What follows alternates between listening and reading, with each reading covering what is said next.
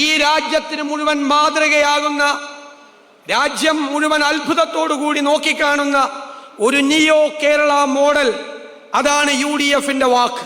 പഴയ കേരള മോഡലല്ല, അത് കാലഹരണപ്പെട്ടു.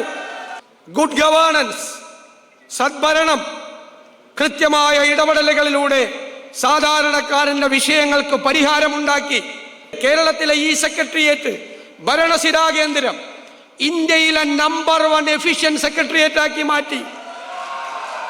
ഗവൺമെന്റ് പ്രഖ്യാപിക്കുന്ന പദ്ധതികൾക്ക് അക്കൗണ്ടബിലിറ്റി ഉണ്ടാക്കി.